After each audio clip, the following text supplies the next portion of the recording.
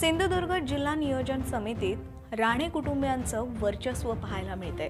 तर जिल्हा नियोजन समिती सभा ओरोस इथल्या नियोजन बैठकीला सुरुवात होतात नारायण राणेंचे चिरंजीव आमदार निलेश राणे हे आक्रमक झालेले दिसून आले।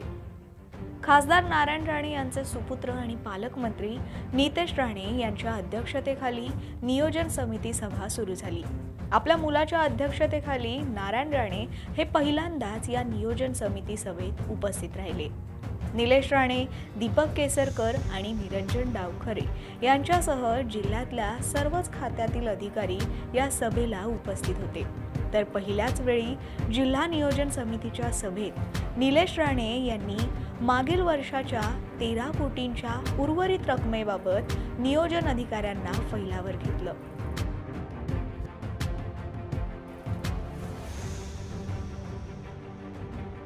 ग्रामीण पाणी पुरवठा अधिकारी हे जनतेशी उद्धटपणे वागतात, तोंडावर फाईल फेकून मारतात अशा तक्रारी आल्या असल्याचं निलेश राणे यांनी या जिल्हा नियोजन बैठकीत सांगितलं।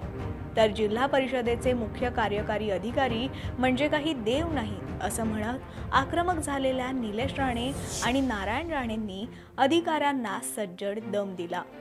आमच्या जिल्ह्यात असे प्रकार चालू देणार नाही असं नारायण राणे यांनी म्हटलं। आपण अवेलेबल पाहिजे।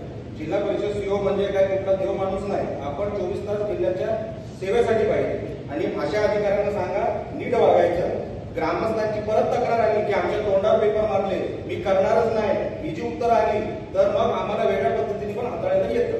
नाही त्या जागेवर होणं काय कारण असं आहे, असे तोंडात पेपर मारणं किंवा मुद्दाम अधिकार लोकांनी तुमच्याकडे एक पण वेळ का पैसे कमांडण्याचा लागतो। तपासरा टेक्निकल जे काय मुद्दे आहेत ते तुम्ही तपासला कन्सर्न अधिकारी क्लिअर का एका वेळेला मी 5 मिनिटं लागत नाही। आम्ही एवढ्या वर्ष काम केलं आहे, राज्य चालवलं आहे, आम्हाला माहिती आहे कसं किती वेळ लागतो आणि हे आम्ही नाही चालून देणार।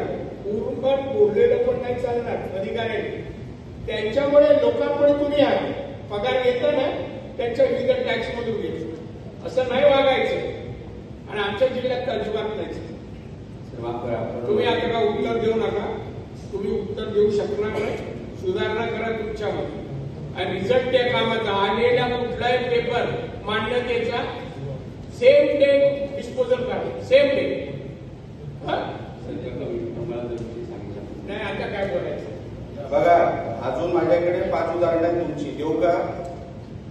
नाहीतर मग तुम्ही मला नंतर पालकमंत्र्यांना येऊन भेटा, असं काही म्हणणं नाही, पण मला वेगवेगळी उदाहरणं सांगायला लावू नका सभागृहासमोर। तुमची परवानगी असेल तर तेही सांगतो, नाहीतर बस